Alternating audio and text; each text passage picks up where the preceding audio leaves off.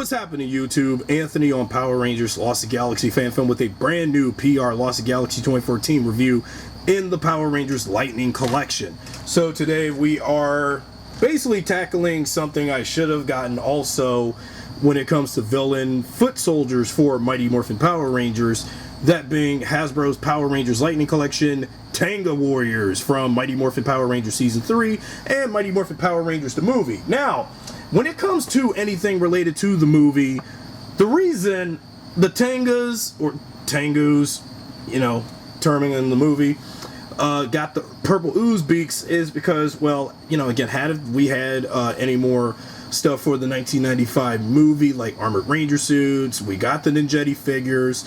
What's really missing is the big bad purple ooze man himself. And yeah, I got a Funko Pop, folks, so, you know, first time ever doing Funko Pops, period. And, you know, Ivan Ooze is my first Power Ranger Funko Pop.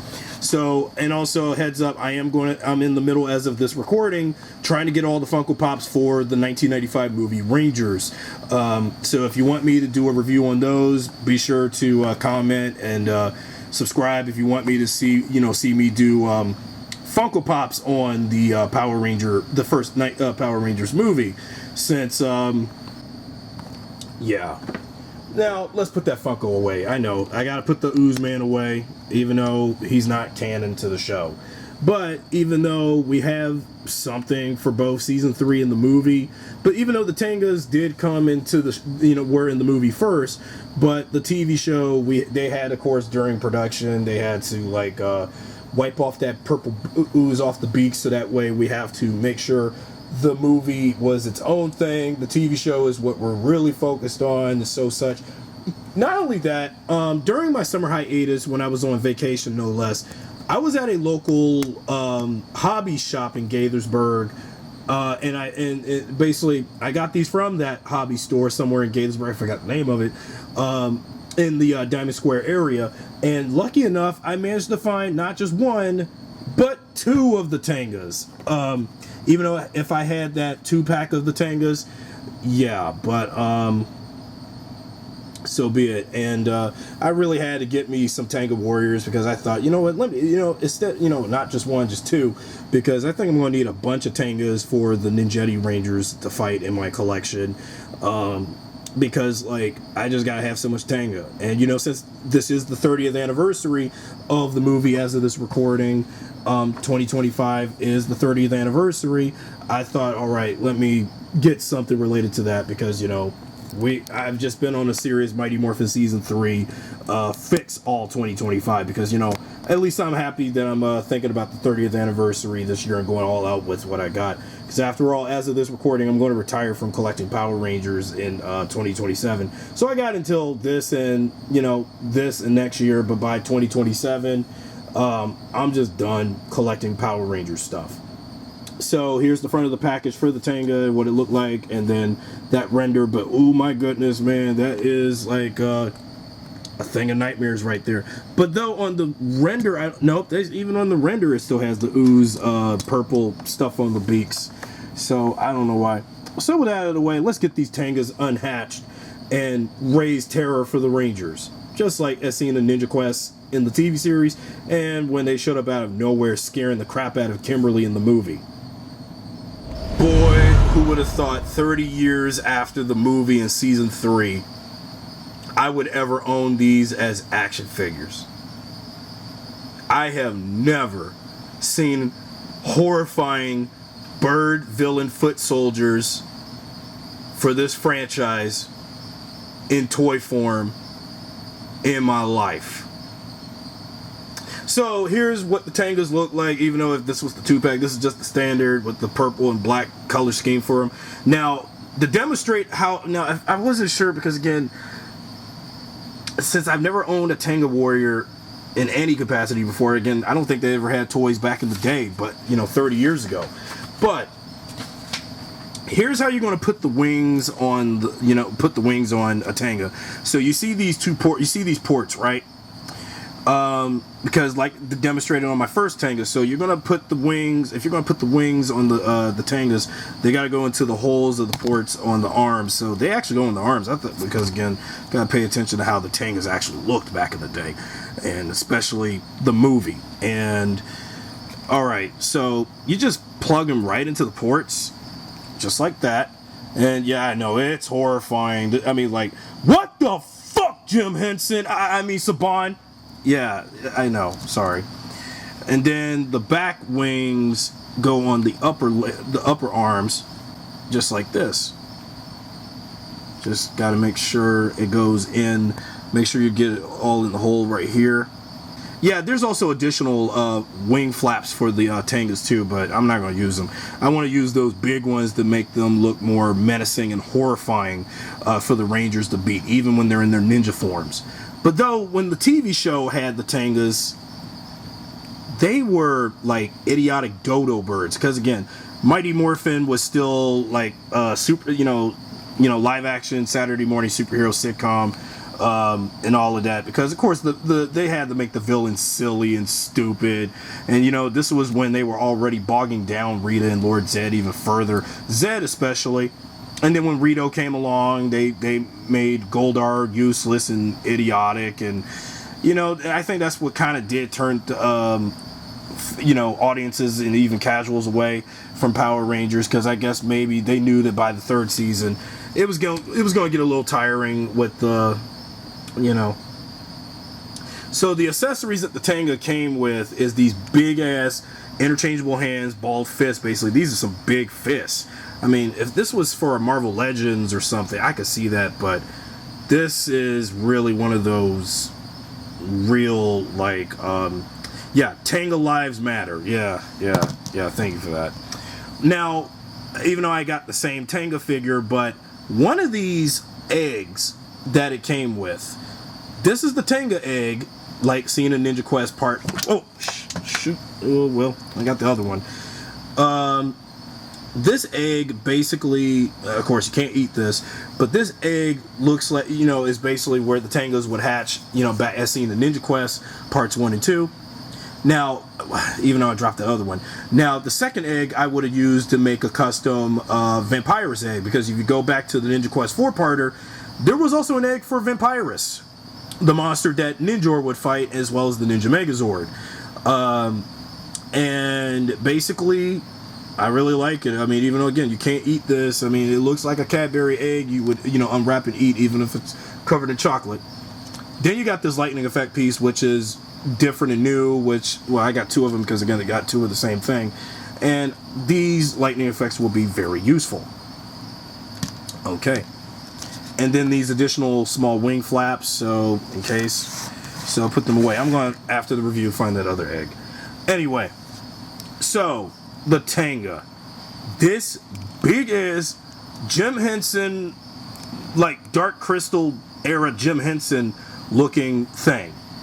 And I just cannot fathom that I would never imagine in my 30 plus years of living, in my 30 years of being a Power Rangers fan, would ever own a Tenga Warrior figure this intimidating, this frightening, and this scary. Even with it all in your face, scaring the fucking shit out of me and my audience. But hey, even when you take them away from the camera, they're not that scary. But again, okay, let me not put them in front of the camera. But, they were frightening. They were intimidating as fuck. I mean, again, the movie, all things considered, we had so much stuff that did, like, if you go back to any of my social media posts from last year about Power Rangers during our post-Cosmic Fury hiatus period, I did make some posts. I made a post on Twitter or X about the movie and looking back on it, and there was, when it comes to its production design, there was some parts of the movie that kind of screamed dark fantasy for a 90s kids movie. And when I've seen and again, I've seen images and stuff of, you know, dark fantasy movies of the 80s and 90s before, so this ain't nothing new to me. But I didn't think that for Mighty Morphin Power Rangers, the movie, that there was some bits of that dark fantasy feel to something that felt like a 90s comic book feel for, you know, a family kid movie, like, you know, the first movie. But it did have that dark fantasy feel to it in some places. And I think, I don't know what was the inspiration for the Tenga or Tengus for, you know, when they did the designs of them in the movie. Of course, in the TV show, when they repurposed the suits as the Tengas, the hair, you know, especially like as they're sleeked back and everything and proper, and like they're supposed to be like gentleman-fied bird men creature things.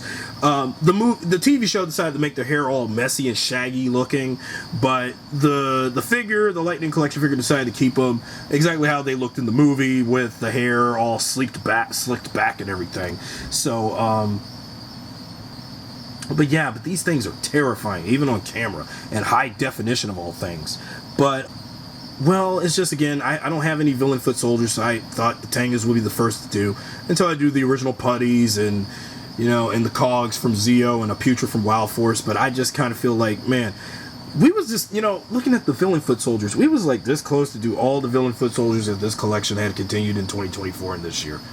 If we have gotten Piranhatron, Stingwingers, Cyclobots, Kelzacs, you know, Tyrannodrones, you know, villain foot soldiers like that. We already got putties. We already got these guys. We got cogs for the Machine Empire, Putrid for the Orgs and Wild Force. But you know, these were all they did.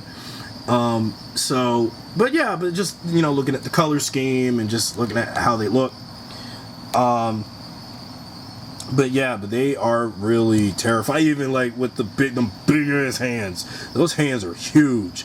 I mean, I know this is giving people reminders of the Dark Crystal right now, but like, and I know some folks may have had some nightmares of that movie too, and you know, I'm scared to even watch that movie, because again, when you look at them, they, even when they just like, even from the eye alone, it just looks very Jim Henson-esque, in a way, because it really does. But if the hair streaks were like plastic or something, it would look more like the TV show look.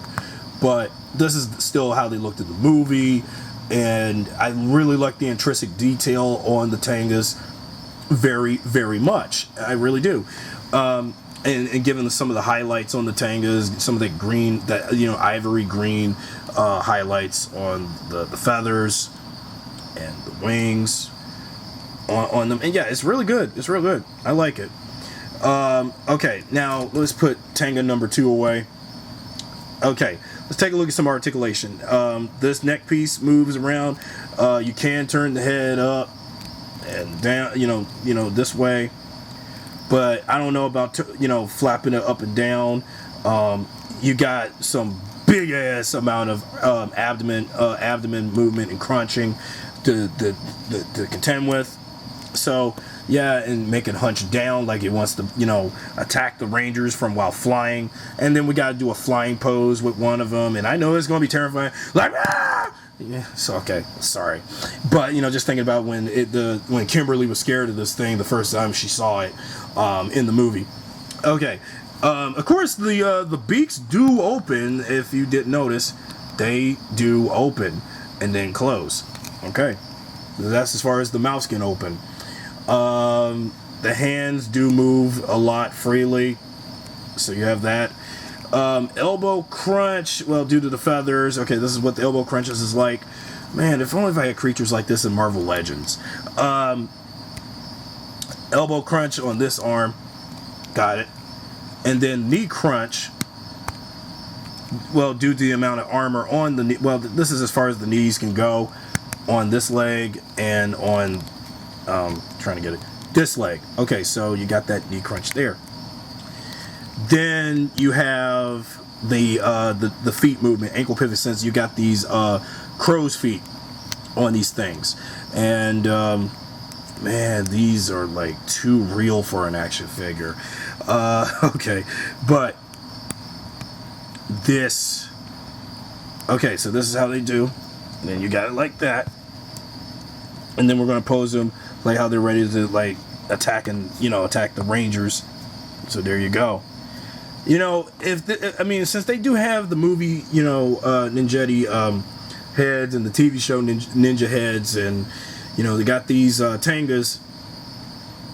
It would have been great if we had what other paraphernalia from the movie? Oh yeah, Ivan Ooze, because given the ooze beak, ooze on the beaks, it would have been great if they did the Ooze Man, and other creatures from the movie like Ivan's Ooze Men foot soldiers, with the dreadlocks, and also the gatekeeper, wolf warrior looking things from the movie.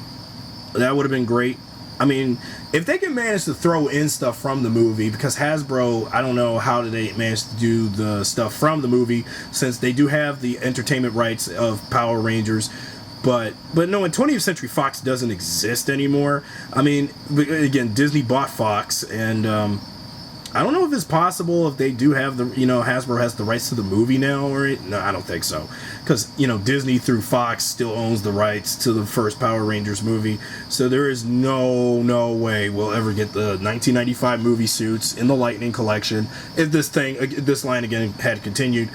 And then Ivan Ooze, even a Dulcia figure maybe down the line if they ever did it.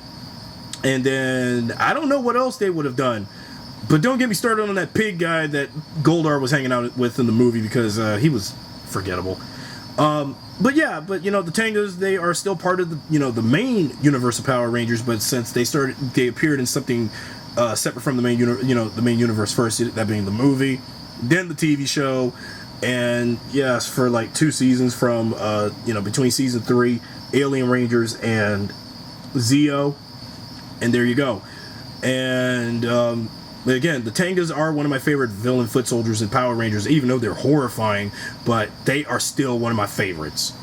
Because again, I've just been on a series season 3 fix all 2025 ever since I got the Ninja figures and got the Falcon Zord and all of that. It's not, I'm not kidding. Because yeah. So that's it for my review on the Tengas. If you enjoyed this video, be sure to subscribe, drop a like, share this video with your friends. I'll see you guys next time with a brand new Power Rangers review and whatnot. Anyway, thanks for watching.